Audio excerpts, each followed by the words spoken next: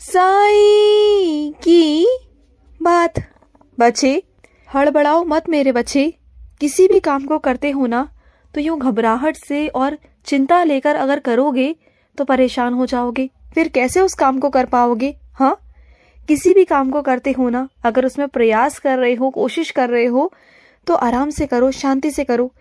पहले तुम्हें पता नहीं चल रहा था कि तुम कैसे शुरू करोगे। देखो, तुम्हें बताया ना कि तुम्हें कैसे शुरू करना है। अब चल रहे हो ना धीरे धीरे कर कर, तो तैयार भी रहो कि आगे चलकर मैं तुम्हें वहां बिठाने वाला हूं जहां किसी ने सोचा भी नहीं था।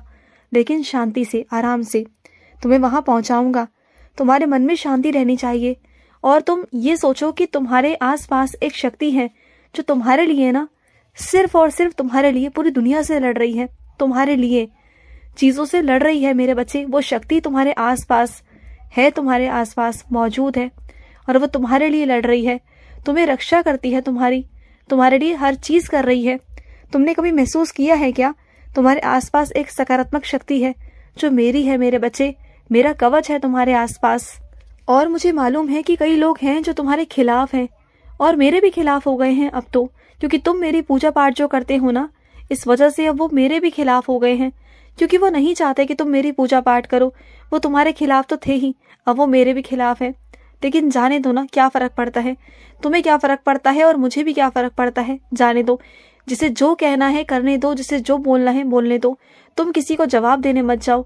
अगर कोई मेरे बारे में तुमसे कुछ कहे ना, अगर कुछ भी कहे कि तुम्हारे बाबा ऐसे, तुम्हारे बाबा वैसे, तो किसी को कुछ भी साबित करने की जरूरत नहीं है, उन्हें वक्त बताएगा। तुम सिर्फ अपना काम करो, तुम्हें बस वहां शांत रहना है और कोई उनसे बहस नहीं करनी, कोई वाद विवाद में तुम्हें नहीं पड़ना है, बिल्कुल शांत रहना है। समझ गए ना। और सुनो, तुम्हारे बहुत पुराने मित्र तुमसे मिलेंगे। तुम्हारे बहुत पुराने मित्र कई दिनों बाद, कई महीनों बाद तुमसे मिलने आएंगे। तुम देखना, जब तुम उनसे बातचीत करोगे ना तो तुम्हारा मन बहुत अच्छा लगेगा, तुम्हारे मन को बहुत अच्छा लगेगा, क्योंकि कई दिनों बाद कुछ ऐसे लोग तुमसे मिलेंगे जो तुम्हारे अपने हैं, सच में तुम्हारे अपने हैं, जिनके साथ तुम्हें उठना बैठना, हंसना खेलना, बातें करना बहुत अच्छा लगता है ना। वही मित्र तुम्हें मिलने वाले हैं, उनके साथ तुम बहुत अपना समय व्यतीत करोगे और तुम्हारे मन को, तुम्हारे दिल को बहुत अच्छा लगेगा। और जाना जरूर मेरे बच्चे। और सुनो, अगर कोई अतिथि तुम्हारे घर में आता है ना, कोई भी अगर तुम्हारे घर में प्रवेश करता है अतिथि के रूप में, तो वो तुम्हारा अतिथि नहीं, वो तुम्हारे लिए आदरणीय हो जाता है। चाहे उसके मन में कितना भी छल कपट हो, कुछ भी क्यों ना हो, कैसा भी उसका व्यवहार क्यों ना हो ना, लेकिन अगर वो तुम्हारे दर पर आया है ना, तो वो इंसान तुम्हारे लिए ना अतिथि है, तुम्हारे लिए आदरणीय है और तुम्हें उसके लिए ना खड़े रहना चाहिए। वो चाहे कुछ भी उसने पुराने जिंदगी में कुछ भी किया हो, तुम्हारे अतीत में कुछ भी किया हो, चाहे उसने तुम्हारे अपनों को ही दुख क्यों ना पहुंचाया हो, लेकिन अगर वो तुम्हारी चौखट पर आया है ना इतने सालों बाद भी, तो वो मैंने भेजा है। वो ऐसे ही चल के नहीं आया, उसे मेरा आदेश था, तब जाकर वो तुम्हारे चौखट पर आया है।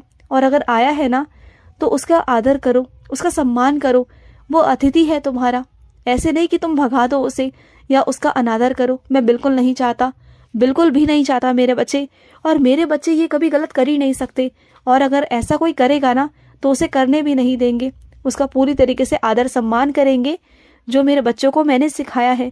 और अगर कोई उनके लिए कुछ खिलाफ बोले या कुछ करे ना, तो तुम उन्हें रोकने की कोशिश करना, लड़ाई झगड़ा मत होने देना। बाकी का सब कुछ मैं संभाल लूंगा, बाकी सब कुछ मैं समझा दूंगा उन्हें भी और तुम्हें भी। और सुनो, कुछ मेरे बच्चे ऐसे हैं जिनका घर बनने जा रहा है और उन्हें कुछ दिनों के लिए ना किसी और घर पर जाना पड़ रहा है, किराए पर लेना पड़ रहा है, अपने घर को अलग करना पड़ रहा है, इसलिए क्योंकि उनका जो घर है ना वो बनने जा रहा है। तुम्हारे मन मुताबिक तुम्हारा घर बनेगा, चिंता मत करो। तुमने कहा था ना मुझसे कि साईं मेरा घर बन जाए, कुछ भी ऐसा हो जाए कि मेरा घर बन जाए, तो घर बन जाएगा मेरे बच्चे। जो भी तुम्हारे घर में अधूरी चीजें रह गई है ना, वो सब मैं पूरी करवा दूंगा इस बार।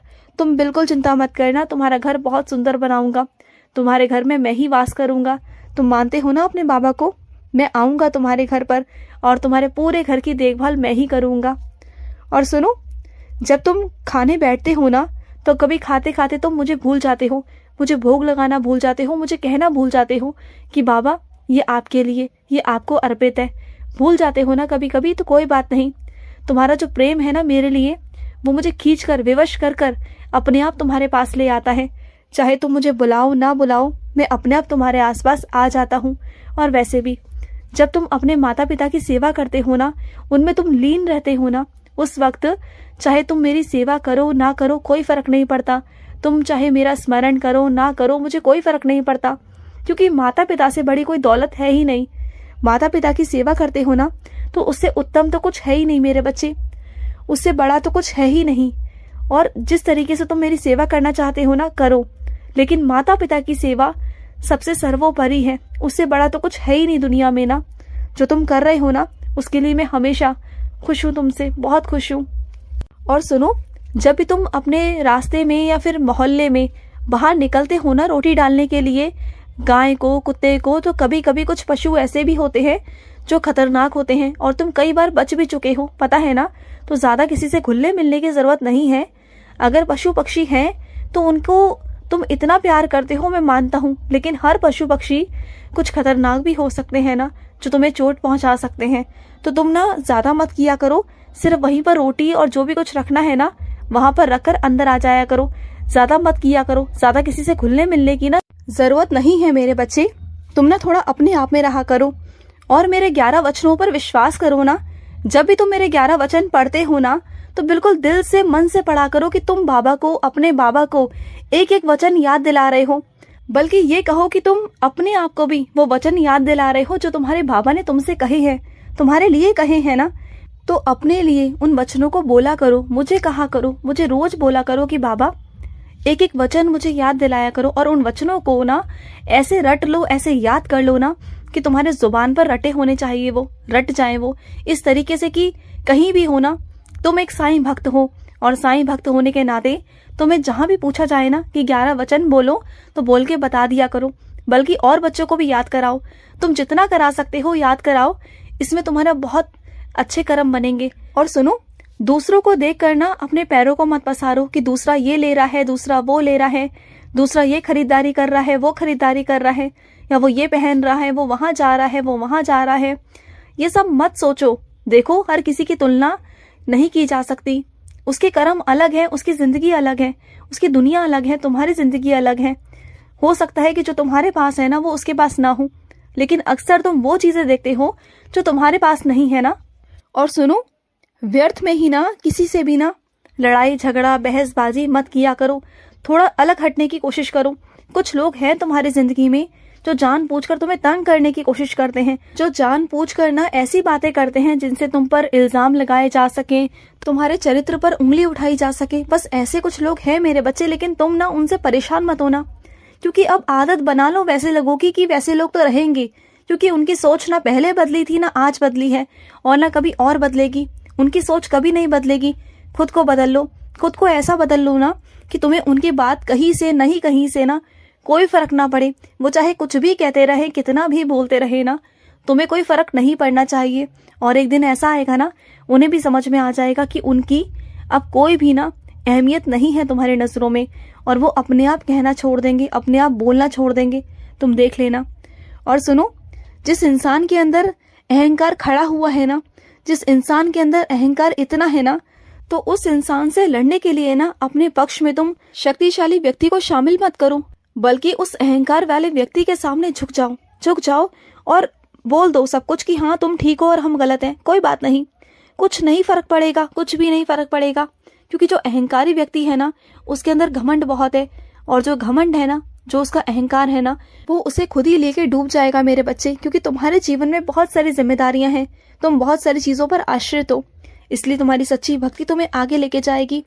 लेकिन उस इंसान का जो अहंकार है ना, वो एक दिन ऐसा टूट जाएगा ना कि तुम सोच भी नहीं सकते।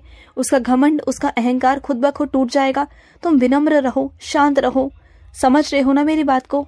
तुम्हारे बाबा को भी ना बहुत लोगों ने अहंकार दिखाया, लेकिन मैं विनम्र रहा ना, फिर देखा ना अंत में क्या हुआ। तो ऐसा ही होगा मेरे बच्चे, हमेशा सत्य की जीत होती है, सच की जीत होती है, भक्ति की जीत होती है। तो तुम शांत रहो, हो जाएगा सब कुछ ठीक। खुश रहो। आज का साई संदेश समाप्त हुआ।